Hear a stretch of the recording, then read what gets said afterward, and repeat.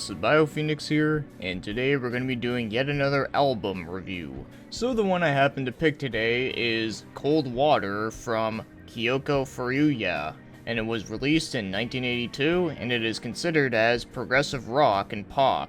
But I also heard that some sites also do call it experimental and new wave as well, and I can kinda see that. And it was with the record label Better Days.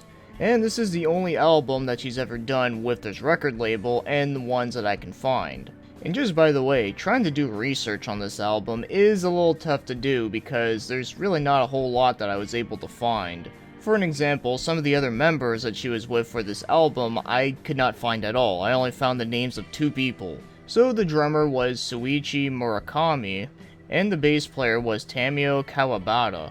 And that's all the ones I could find. I don't know who did the guitars, I don't know who did the keyboard, although I have a feeling that Kyoko herself might have done the keyboards.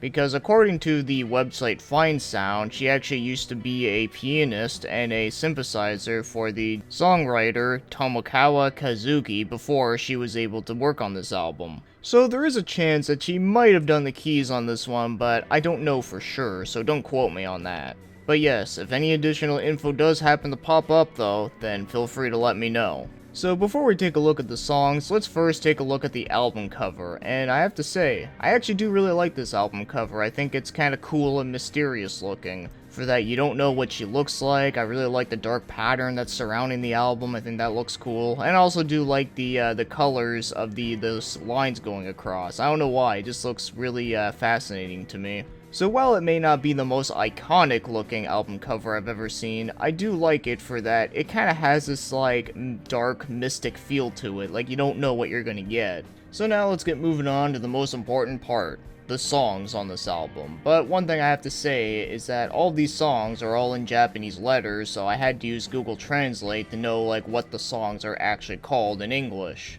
So there is a chance that some of the songs that are in here, they might not be the most accurately translated, but it's the best I can work with. So apparently the first song on this album is called Harumi Pier. And this song I find has a very dark sound to it, but also very mellow and chill at the same time. I also really like the bass and the drum in it. I find it to be oddly catchy, but nothing like super fast though, but more like a slow, catchy type vibes to it. And I find Kyoko's voice is very nice and soothing for this. And I find this song sounds exactly like how the album cover looks, very dark and mysterious looking. But I should also mention that when I mean dark, I don't mean like scary or creepy or anything. I just mean it kind of has that dark vibe to it, like, you know, something that you would hear when things are like at night. Yeah, I guess you can say this is very much a nighttime type of album. But yeah, I definitely do really love this song, and I would say that it is, so far, a pretty top favorite of mine. And as for the second song, it's called Where, as in, where did it go? So the song opens up with some really nice piano sounds, and then as it progresses, it actually gets a little bit more upbeat. So I guess you can say it goes from out of the darkness and into the light a little bit. But I'd say that the piano in this song is probably my favorite part. Of course, I love everything else about it, but I think the piano really sticks out to me the most. But even though it is a lot more upbeat of a song though, I still think that this song still has the same, like mellow, chill vibes to it. But I don't think the song overall is not as dark as the first song, but the beginning of this song though was a little bit though. But yes, overall, I do like this song. I think it's a pretty good one. I don't like it as much as the first song though, but I still think this is still a really good solid song. So the next one we got here is Shura Boula. Yeah, I don't know what type of name that is, but whatever.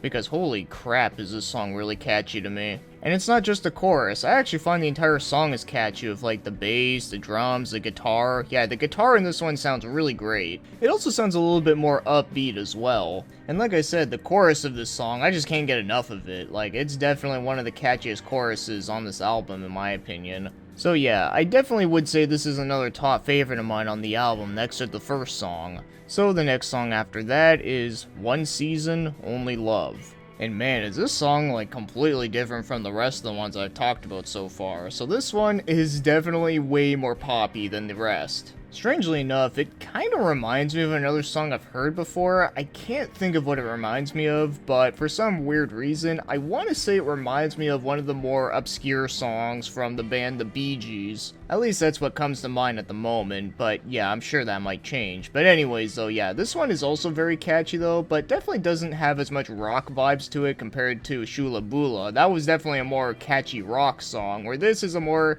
catchy pop and a little bit of funk.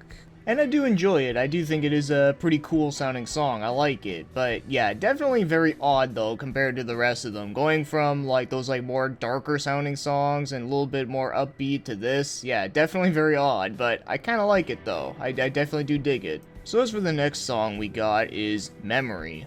So it starts out with a very simplistic bass note, but then it also has like this really unique electronic sound to it. That's the best way I can describe that. But as it progresses, it starts to sound a little bit more upbeat, and then you get some really great piano work in here. In fact, you actually get to hear a piano solo, and it sounds awesome. There's also like a mini guitar solo as well, but it's very short and doesn't last very long, but it did sound pretty damn cool though. And just like all the other songs I mentioned until this part, the singing it sounds really nice and chill. And I know this is gonna sound really weird and you're probably not gonna hear it unless maybe it's just me, but I find that this song kinda does give me a little bit of the later end Beatles vibe. Obviously without the electronic bass sounding parts, but like everything else about it though definitely does kinda remind me of something that like the Beatles would have came up with if they still continued to the 80s. But like I said, it's probably just me that hears that. But yeah, definitely a really great song that I definitely do enjoy a hell lot.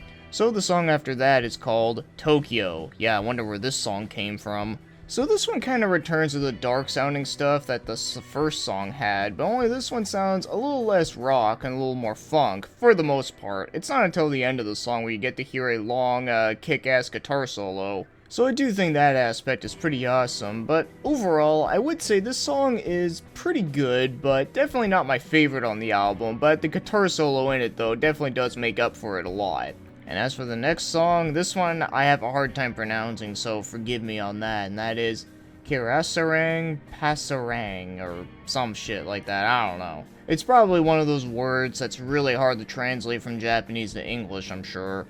So this is definitely one of the more softer sounding songs that is also relaxing, very chill. Not a whole lot of rocking guitars, but does have some horns in it, which is interesting.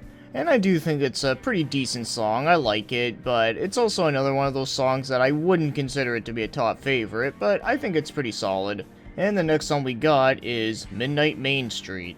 Well, that's a name that definitely fits this album for sure. So this one, oddly enough, has a little bit of a hint of psychedelic to me. Actually, it kind of sounds a little bit like a 70s rock type song. So it has some really good guitar riffs in there. Nothing super heavy, but definitely has some nice guitar riffs that are mellow and chill. I'm gonna say that a lot through this album, I know it. Has a good bass line as well. Yeah, I'd say this is definitely a pretty good rock song, though not my favorite rock song in this album, but pretty good though.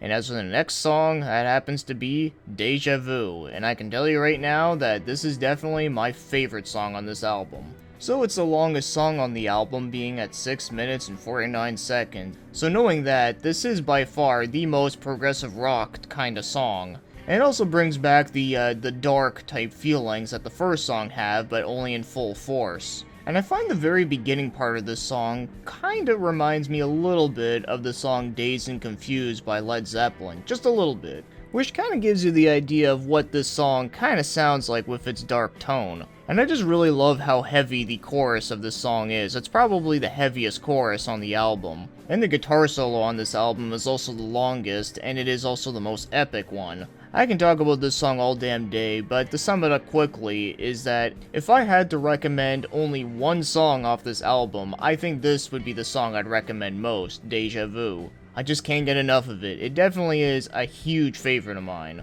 And as for the final song on this album, that happens to be Surely.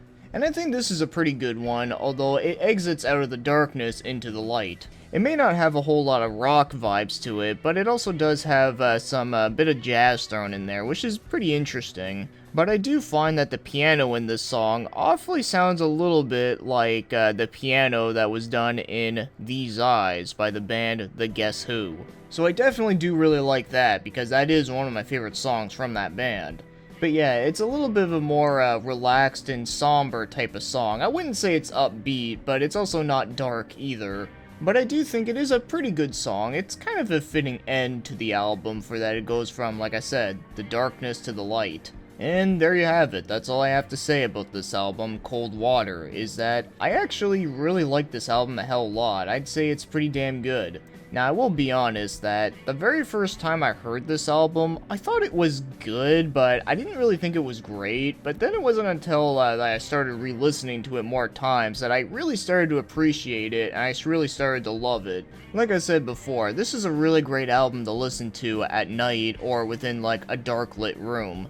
And my top favorite songs off this album would be Harumi Pier, Shura Boula, The Memory, and then there's Dejav, which is like an all-time favorite of mine. But I would also say that One Season Only Love is not much far behind with the other top favorites that I really like. And the rest of them I'd say are about equal. They're all really good and solid. But if there is one complaint I do have with this album though, is not with the song itself, is that I do find that the production on certain songs are not the best mixed well. Like, there's a couple songs where, like, I feel at certain parts, the drums sound a little bit too hidden within the background and can be a little hard to hear, but other than that though, I do find that everything else sounds really good.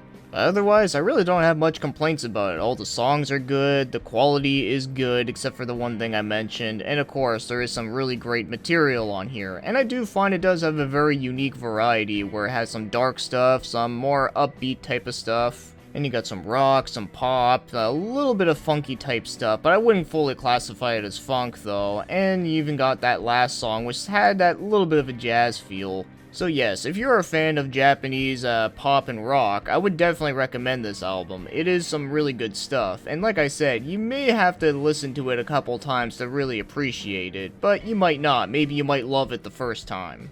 And it really is a damn shame that Kyoko never actually made another album after this. I think she could have made some really kick-ass stuff, but oh well, shit happens. But yeah, if I say so myself, I think it's a really good, obscure Japanese album, and I'm happy to have listened to it. So with that said, thanks for watching and commenting, and have yourselves a great day.